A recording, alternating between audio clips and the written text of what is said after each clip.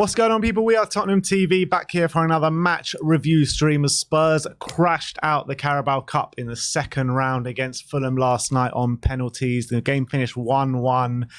Obviously, we're going to do the match review and then the player ratings and 5 takeaways. But let's start off with the match review. I mean, the team picked by Ange Postecoglou yesterday, I guess we got to start there because 9 changes in the lineup yesterday, and it kind of resulted in a team that lacked any sort of teamwork, cohesion, and it was just hard to watch, especially that first half. I mean, you're putting just random players on the pitch together that didn't seem to have any sort of team ethic, and I just felt after the game I was thinking about it, and it's just like, why make those 9 changes? Okay, get like 3-4 changes to bed in a few new players and see what they're about. But you got players on there like Højbjerg, who apparently wants to leave, and we're in talks for him to go. Sanchez as well, which, you know, I was saying that potentially he should have been given a game, but we're also in talks for him to be going before the end of the window. So get the players like Ollie Skip, the wingers and stuff like that. But we were talking before the game, weren't we? And we were saying we should keep the spine of the team there. We should keep the Vicario in goal. We should keep the 2 centre-backs, Van de Ven and Romero, and I think that would have made probably the world of difference to us in this game. But we had no sort of build-up play, especially in that first half. No shots on target at all in that first half, and we just couldn't break them down whatsoever, and we just lacked pretty much all the fundamentals going into it in that first half. And, you know, second half it did improve, but I mean, we weren't in that game whatsoever, really, in the first half. Yeah, I think Ange said it himself after the game. He was talking about how there was a lack of, you know, fluidity within the team, and he was saying how they lacked what they had in the first 3 games, and he said it's no surprise considering the changes I made. So he kind of expected it, which makes me think that not that he threw the cup away, but maybe he didn't see this game as very important to me. If that's what he's saying after the game, that's very frustrating, because we know as Spurs fans, for us, like specifically for Tottenham, how important the cup competitions are, especially as we're not in Europe this season. So there's no kind of avenue that way to, you know, progress throughout the season in a cup competition. So this game should have had added importance, not less importance, in my opinion, because of that. And we know that we're desperate for a trophy. We're really desperate for a good cup run, and we want to have that, you know, a chance of silverware this season.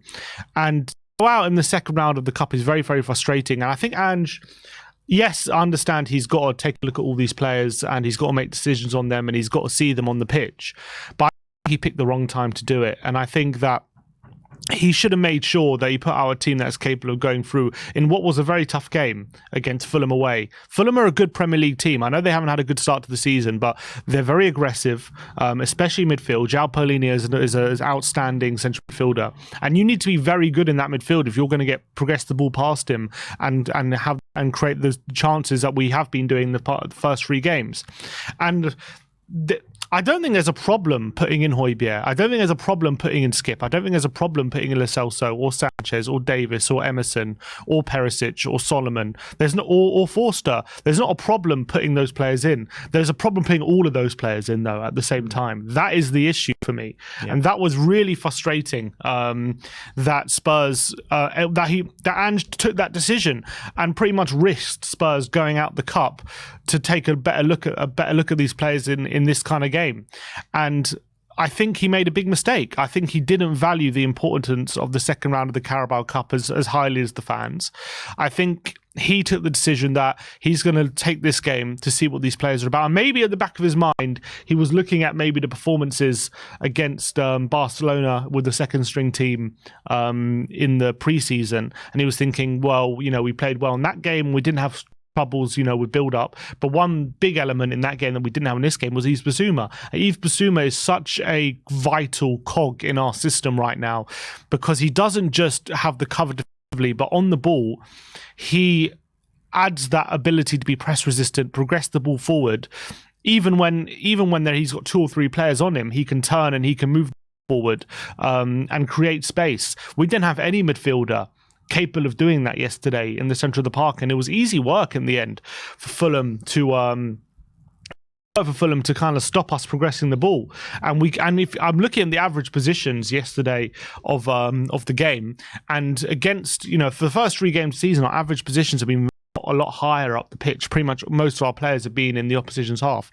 In this game, literally all the midfielders are in our own half, all the fullbacks are in our own half. Only really Richarlison and Perisic are advanced, and that's a big problem when you're trying to play ANGE ball, and coupled with the fact that because our defence was weakened when we were being attacked, we were way too open, we were way too easy to get in on our goal, especially when we're in the second half when we were trying to press the ball forward. And I think that he should have had a bit of stability in that team to make sure that even though he's making some changes, we still have that core element of the team there, so we can have the fundamentals of being able to keep the ball, progress the ball forward, and ask questions of Fulham. And we didn't have that yesterday, and we just had way too many problems to solve. And yes, we improved once we made the changes, but unfortunately it was too little too late at the end of the game. Yeah, 100%, to be honest. But it's like, you look at the team that started the game yesterday, and it was just like, basically for the majority of that team are the teams that we've been seeing over the past couple of years that have been letting us down time and time again. You've got Fraser Forster in goal, Emerson right back, Sanchez, Mickey van der Ven and Davis as the back 4. I mean, Emerson didn't have a particularly good game. Sanchez was Sanchez. Mickey van der Ven, I thought, was the best player on our team, hands down. And it's no surprise that Mickey van der Ven is the one that we signed this summer and part of a team that's looking really good this season. Ben Davis, I thought Adama Traore gave him an absolute torrid time. But for me, the midfield was where we really got let down yesterday with Pierre-Emile Højbjerg, Ollie Skip and Giovanni in the first half. I thought, talking on the first half, I thought Giovanni was probably the one trying to make stuff happen and trying to play within the lines, but still not good enough. But Højbjerg and Skip really frustrated me yesterday. To go up against João Palhinha, and as you said before about a team who always plays, really working hard in midfield. I mean, we just couldn't come up with answers with Ollie Skip and Højbjerg in the middle. On the ball, they were just nowhere near good enough. Exactly, and they didn't have the confidence to take people on, all the quality, I should probably say, to take people on and try and ask questions of that midfield. So whenever they received the ball, they were always trying to move the ball quickly, but there was a lack of movement ahead of them.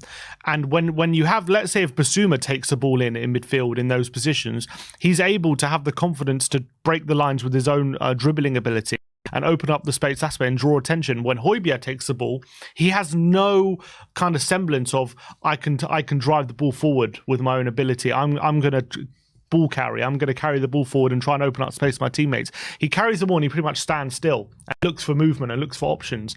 And that can be okay if we have the players ahead of them asking questions of the Fulham midfield, but Ollie Skip was nowhere to be seen. He was hiding. Giovanni Lo Celso wasn't coming deep to collect the ball. He was staying high up the pitch, which I'm not angry about, but if you're going to stay up the pitch, then it's on Højbjerg to bring the ball to him and to carry the ball, and he wasn't able to do that. So we really struggled with our build-up play. Couple that with our inverted fullbacks, Davis and Emerson, didn't really, like, they inverted, but their abilities on the ball were definitely limited. They weren't able, like when you saw against Bournemouth how Porro was able to find these little clever passes into midfield where the space was. Emerson wasn't able to do that. Davis wasn't able to charge up the pitch like he does and really support the attack. A number of times Perisic had the ball and he's trying to link up with Davis. He's trying to find passes in the underlaps or in the overlaps to Ben Davis, and whenever he passes it forward, it keeps going out of play for a goal kick because Ben Davis is so easy to shackle for an opposition fullback. Udogie is very physical and he's very strong and he's very quick. So when Perisic passes it to him, he can hold off an opposition fullback and keep possession and even ask questions offensively, try and take him on or run him behind. Davis just isn't doing that. The only way Davis would work potentially is if you had a Porro on the other side who could ask different questions going forward and get forward and support the attack. You had Emerson and Davis who are just they are defensive first fullbacks, and that's fine for what they are, but that's not good enough for what our system is, and especially when you have them together, that's the big problem. So he just basically threw so many problems at the team, and it was no surprise that when you threw those problems at the team that we just couldn't find the solutions. No ball progression in midfield, no offensive ability at the fullbacks. And then because we had that lack of build-up, you had Perisic and Solomon just not getting involved in the game. And couple that with the fact that we know Richarlison isn't very good at holding the ball up. So on the times that Forster went long and went straight to Richarlison to kind of give him the option to hold the ball up and try and bring the attackers into play, he just can't make it stick for love nor money. So the ball just keeps coming back at us every time. And all these problems are a consequence of the team selection, unfortunately, for me. And for me, he didn't put a team out to try and win the game. As he said himself, he put a team out to try and see to try and get a better look at the players. But that's no way to go about trying to get through a cup tie. No, it's not. But you look at what we saw on the pitch is very similar to things that we've been seeing last season. Højbjerg and Skip in the middle of the park. How many times have we seen that duo over the past couple of years? And it's no kind of surprise that we don't see the attacking intent properly when these two guys partner each other on the football pitch. I do think it got better in the second half, even before the changes came. I mean, Dane Scarlett came on at half-time for Giovanni. I thought Giovanni out of the midfielders was probably the unlucky one to be hooked, because I don't think he was the worst out of that midfield three, to be honest. But he went for a change in system. He went to change it up to 4-4-2 with Dane and Rishi up front. And I did think quite quickly it did get better. We were the team on top for the majority of that second half, and then a whole host of changes came with 20 minutes to go, with Maddison coming on, Sonny coming on, Sarr and Kulusevski coming on, and it got a lot better. Maddison was causing them a lot of problems with maybe kind of poor quality in the final pass. Kulusevski was pretty anonymous, to be honest. I disagree. I thought he had a cameo. You think so? Yeah, I think so. Yeah, I thought it was really good. I was actually really happy with Kulusevski when he came on. I thought he made a big impact. I thought he got on the ball a couple of times, but I don't think he did much on it. I disagree. I thought he was really effective. I thought he was using his strength really well. They've really struggled to get the ball off him, and he was actually progressing the ball really well with his ball carrying ability. I was on a number of occasions, the ball was coming to him, and he was holding off 2 or 3 Fulham players with his strength and bringing other players into play. I was really happy with him, actually, Kulusevski, when he came on. I didn't really see that from Kulusevski. I thought he was pretty wasteful on the ball and wasn't really doing much with it. But I thought Heung-min Son, he as well was getting on the ball a lot and trying to make stuff happen. The effort and the desire was there. The effort and desire was there from Kulusevski as well, but ultimately these changes came a bit too late for the quality to shine through. I mean, we did get the goal through Richarlison, which was a really nice goal from a nice, really beautiful cross from Ivan Perisic and a nice header from Rishi at the back post, and good to see him get off the mark for the season. But again, from Richarlison, just nowhere near good enough in terms of from open play and a general game. Yeah, and Ange pointed that out after the game, which was really interesting to see, because he was asked about, look, Rishi's got that goal, and has he like kind of got the monkey off his back having scored that goal? And it was very interesting to hear Ange say his response, because you expect him to say, yeah, I'm really happy for him, and I'm glad he got his goal, and hopefully he can take that on. But what he did say was actually, he was like, look, he got his goal, and that's what a lot of media are going to be talking about. But for me, he gave the ball away too much, and for me, he actually, in my opinion, I'm talking about of Ange. He said, in his opinion, he actually performed better in the other games than he did yesterday, because he felt like he kept the ball better in the other games than he did yesterday. And it's not just about stats and just goal scoring. It's about the contribution to the team. And he said he didn't say it in too many words, but you can infer he was actually implying he was disappointed with Richarlison yesterday. And for me, I agree with that. I know he scored his goal, and it was a good header, and fair play to him. But for me, Richarlison wasn't very good yet again. The ball was bouncing off of him yet again. He just has no semblance of how to bring other players into play when he takes. I feel like a lot of the time he's not. I'm not saying he's not being a team player, but he's focusing too much, I guess, on when he gets the ball, trying to create space by beating his man and pressing the ball that way, rather than his laying off a good layoff to a teammate and then making a run and creating space for the team. And that's very frustrating. And I think Ange was frustrated with that yesterday, not just with him, but I think he said he wasn't the only one. It was a lot of other players as well. But he definitely made, obviously he was asked about Richarlison, so he was talking about him specifically. So he made a point to say he gave the ball way too much, and that has just been a constant problem with Richarlison, not being able to keep the ball for love nor money. And that is it's a big frustration, because you just imagine Harry Kane. I know he's no Harry Kane, but people were saying a lot of people were saying how they felt like Kane is more suited. Richarlison is more suited to the ANGE system potentially. But you see how Kane would be able to keep the ball and bring other players into play, and that allows the team to get higher up the pitch, because if you have that focal point there who can make the ball stick, it's so valuable. And it's not even a stat you can quantify very well, like being able to make the ball stick and bring other players into play. It's something you have to look at and see with your own eyes. And Richarlison, I don't know, I'm not going to go as far as say he can't do it, but right now in the first few games of the season, he hasn't been able to do that effectively, apart from maybe a little spell against Man United and maybe a few Bournemouth. Like against Fulham yesterday, he was atrocious whenever the ball came to him, and simple passes, simple layoffs. He's just not he's not doing it effectively, and constantly moves are breaking down because of it. And if we just had a striker there who had a good first touch and is able to bring players into play, that's going to make our attack so much more effective. And I'm happy he got his goal. I really am. And I'm hoping that can be a turning point for him. But he's got to improve his general play if he's going to be a mainstay in this team. Yeah. Absolutely spot on. And you saw, like, even Dane Scarlett, when he came on the second half, the link-up play from Dane Scarlett was so much better than Richarlison. I mean, he was doing one-touch passes, bringing other players into play. He was making nice runs off the ball as well, which I thought, and I was really impressed with Dane Scarlett in that second half, to be honest. And look, it's not a performance that, if Rishi puts in a carbon copy of that Dane Scarlett performance, it's not something that we're going to be proud of.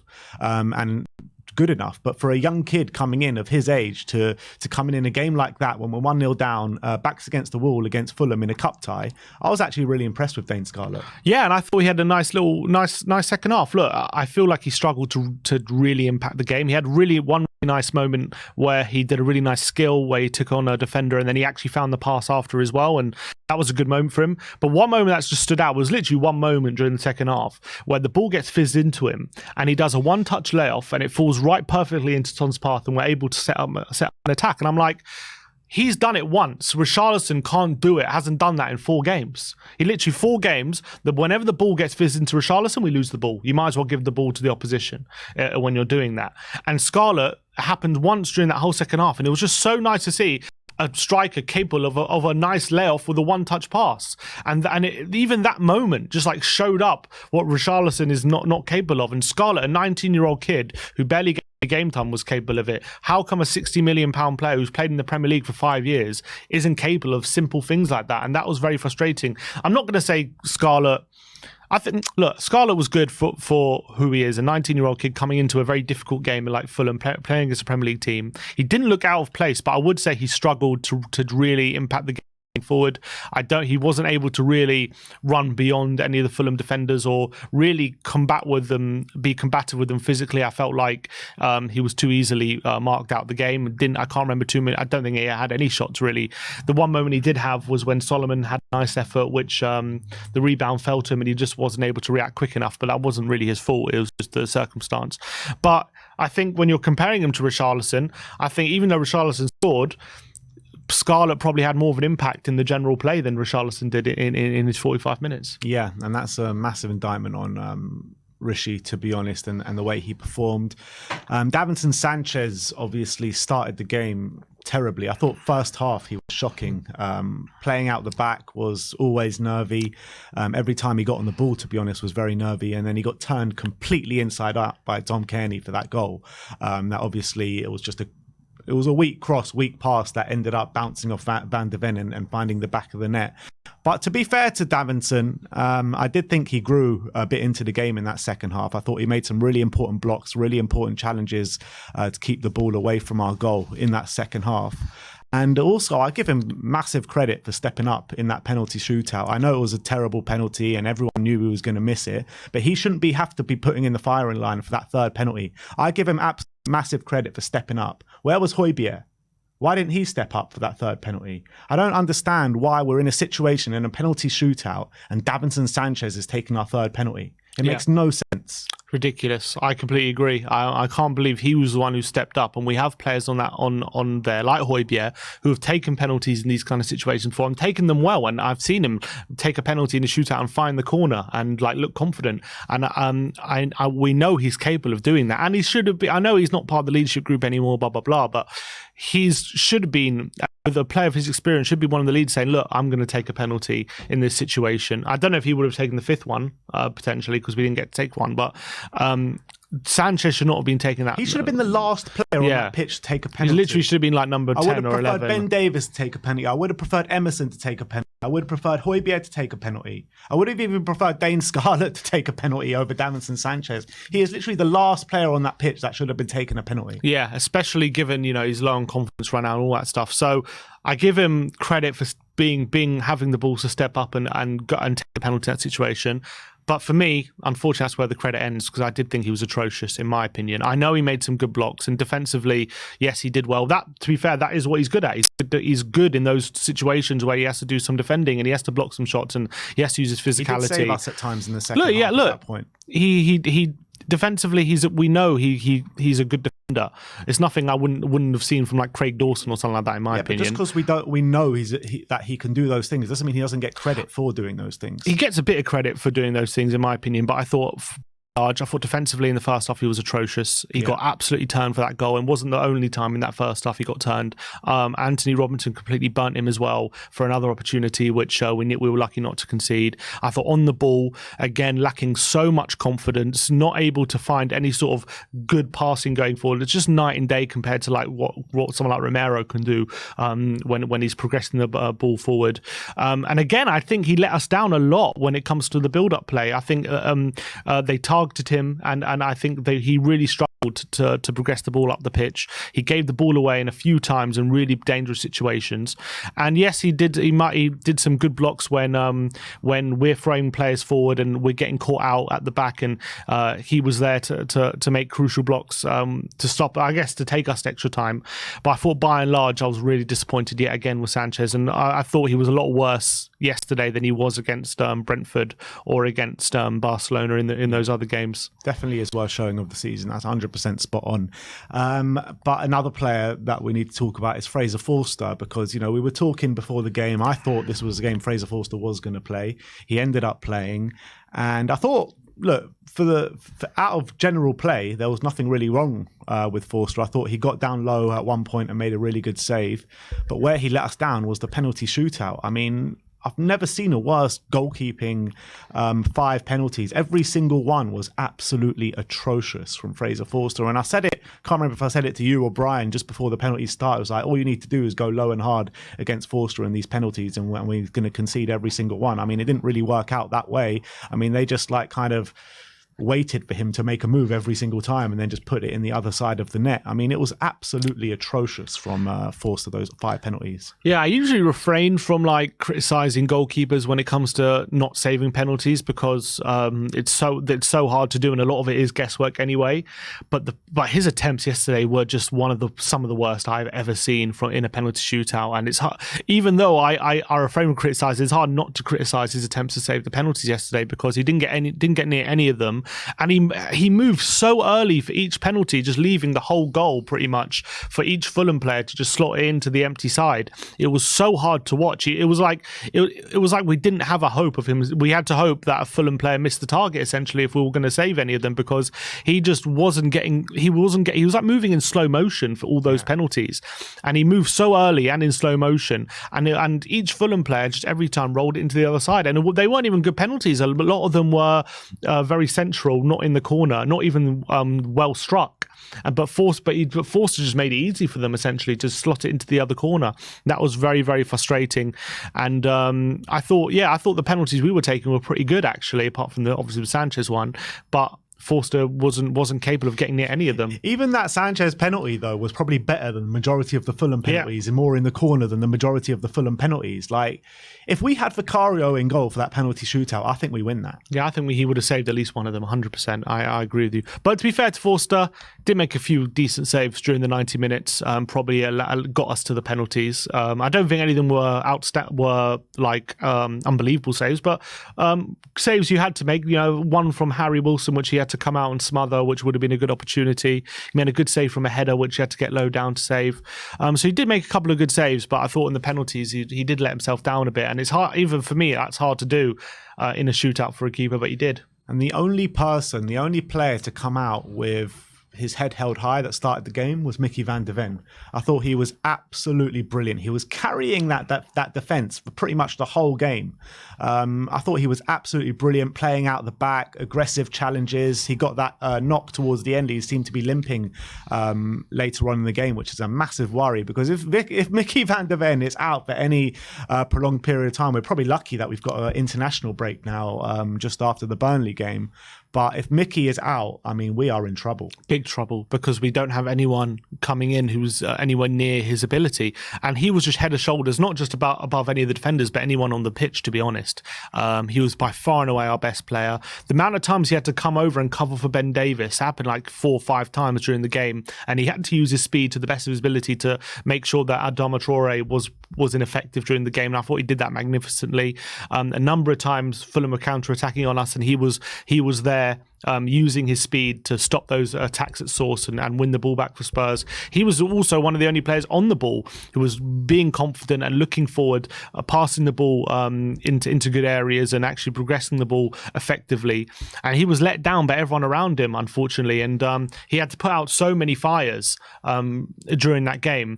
And I thought just throughout the game he was a class above everyone else, and everything he did with a touch of class, and he did to the best of his ability. And unfortunately for him, the players around him were just woefully inept. Yeah, absolutely. And you look at Van der Ven's performance last night and look at the players that he was surrounded by. This was like a proper welcome to Tottenham, and see what you could have been like last season. And we've got a good first 11 here at Tottenham now. We really do. We've seen that in the first 3 games of the season. But when you ask the fringe players to come in, and the players that have been so central to us for the last couple of years, things just revert back to what they have been. And we saw that exactly for the majority of the game yesterday. I thought Maddison, when he came on, he was trying to make stuff happen. He was beating his men. He looked positive. But, I mean, apart from that, I mean, I don't really remember too many players that really stood up for the team yesterday. Yeah, I thought it was, it was really disappointing. And it was, by far and away our worst performance we've seen under Ange since he's come here. And I just think he was guilty of, I don't know about lacking respect. I don't know what the right phrase, but I think maybe he didn't understand the importance of this game. I think for us fans, I think we all were desperate to get through in the cup. And even if it took a couple of bad results in the league, I think we all would have accepted that if we got through in the cup and had a good cup run. But I think Ange clearly sees the league as a priority. I think that's clear for all to see, and we saw that yesterday. And I think he understood that the performance might have been at that level, considering the change that he was going to make, and he did it anyway. And that's a frustrating thing. And I think later in the game, once Son and Kulusevski and Maddison and Sarr were all on the pitch, we did look a lot better, in my opinion. I thought we had a bit more control in the last stage of the game. We were actually picking up good positions. We looked like we were threatening a lot more and getting in on Fulham's back four a lot more. Albeit, I did feel like obviously Fulham did have some chance on the break, but that's a consequence of having the back line that we did when we're throwing risk to the game. When you're having Ben Davies at left back, they targeted that side every time pretty much in that second half. As soon as we were getting forward and we were getting broken on, they just found the space down our left hand side, because Davies doesn't have that recovery pace to get back into position when we're going forward, because of his lack of physical ability, really, especially at his age. So I would accept us conceding chances if it meant we looked better, and we did look better. But unfortunately, he only gave those players 20 minutes or so, or 15 minutes, and it was just too little too late. We weren't able to impact the game enough. And the game went to penalties, we ended up going out. So I did think Maddison had a good cameo. I think Son was okay. I didn't think he did too much when he came on, but he was getting a bit more involved. I thought Kulusevski was pretty good when he came on. I thought Sarr was getting on the ball a lot more than Ollie Skip was when he came on as well, and was able to actually drive through the midfield, where Ollie Skip wasn't able to at all during his time was on. So I did think the changes positively impacted the team, but it was too many problems we had to deal with, unfortunately, because of the amount of changes he made. And if it had been 3 or 4 changes, we might have been all right. But because it was 9, it was just too many. Yeah, it was too many. And I think Ange, this is the kind of the first down mark that we can put down on him as a Spurs manager. I think he will learn from it. I think that he did need to see a lot of these fringe players in a match situation, but it was just ultimately it was just way too many changes to have all at once. We needed to have that spine on the team and then sprinkle a bit of the fringe players around them, and it just left us with no cohesion, no nothing on that team. In the first half, 0 shots on target, and then we started to get more in the second half, and especially when the subs came on, but all in all, it just wasn't good enough. Ange will learn from this mistake. It's just a shame that this mistake had to come in a knockout game of a cup competition where, it's realistic chance of us going and winning it. And even with the goal we scored, we got a bit of luck with it because Tete goes off with a ripped boot.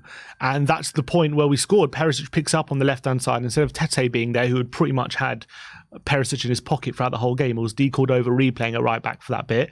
And then, because it was that occasion, he was able to get a yard on him and get a whip in a brilliant ball to Perisic. But, sorry, to Richarlison. Their goal was a bit fortuitous as well, Tom Kearney absolutely goes inside out with Davinson Sanchez, rips him apart. But, I mean, the cross wasn't anything special by him. It was just one along the ground. It knocks off Van de Ven and goes into the back of the net. Yeah, but they had other chances. We didn't really, apart from the goal we scored. And we had a couple of chances in the second half. I mean, not before we scored, though. Not before we scored, yeah. Yeah, so I'm saying that at the moment we scored, we had a big slice of luck because we were playing against him. And if that doesn't happen, do we even score the goal? I'm not 100% sure, to be honest. Maybe, but I think at that point we got a bit of luck. In terms of Ange learning from his mistakes, he's not even going to get a chance to make 9 changes, I don't think, until the FA Cup. Is he? Because we're going to be playing only Premier League football. What I mean by learning from your mistakes, even when the FA Cup comes around, he will not be making 9 changes unless we're playing like a lower league team in the League 2 or League 1 or something. I think if we do come up against Premier League opposition, we need to put our all into the FA Cup. We've only got now 1 game a week, literally till the end of the season, unless there's a Premier League game in the middle of the week. And now the FA Cup has to be the priority for us going on this season. Yeah, fine, we'll try and make the top 4, top 5, but we need to put all our eggs in the FA Cup basket from now until the end of the season. Yeah, we need to be playing first choice 11 every game and without any excuses. And yeah, from now till January, there's not going to be a real. I can't see unless I can see. Obviously, there's going to have to be a bit of rotation. Obviously, players will get injured and stuff like that.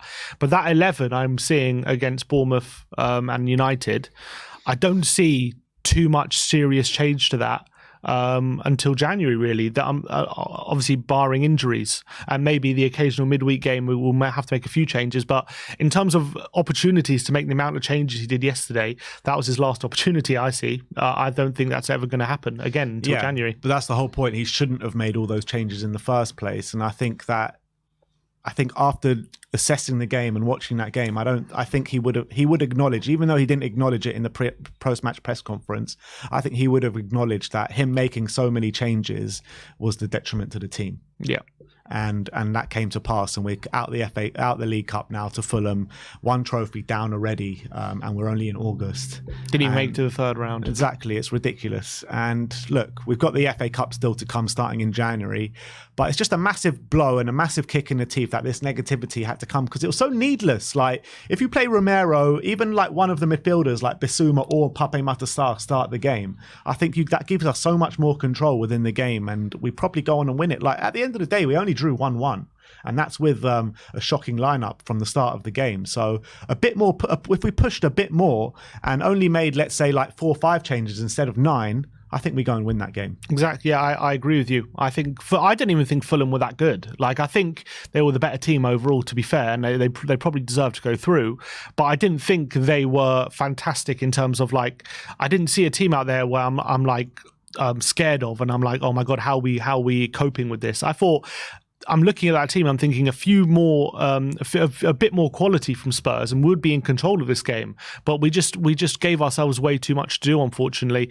And look, objectively, if we're talking big picture stuff, it is only the Carabao Cup at the end of the day. And if we go and win against Burnley, I'm not saying it makes up for the win, but I think the positivity would come back, and we go into the international break having, hopefully, if we do win, having won 3 of our first 4 games, and we'll have that good start to the season, still gets maintained, and then we can hopefully in January we can focus on the FA Cup. So I'm not saying it's, this defeat is going to ruin our season, but it was just so needless to throw away this cup competition so unnecessarily. Like. That's what it literally feels like. That we literally were just like, you know what, League Cup, just throw it away. Just chucked it for no reason. That's what it feels like. No reason. And we didn't when we didn't need to. And that's the frustrating thing. And considering we have no Europe this season as well, like, I understand it was a quick turnaround from the game against Bournemouth, and we did have to make some changes, but it was just so needless to make that amount of changes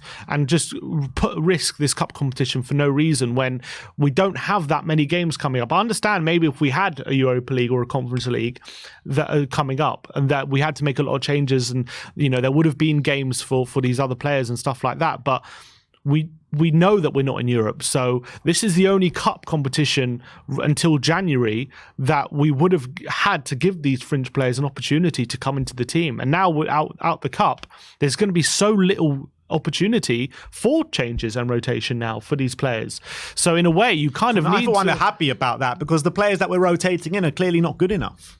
They're not good enough when you put them all together. Yeah. I think they're good enough if you had a Højbjerg with a Sarr and a Celso, or you had a Davis with a Porro, or you had an Emerson with an Udogie. I think that's okay. Yeah. But when you just have a myriad of every single fringe player in there, literally has tried to fit as many fringe players as possible, and that's no way to go into a cup game. You'll see that from now until the season, because you'll see some of these fringe players come in one by one or two at least, because we're going to get injuries, we're going to get knocked. Players are going to be tired as well at some point.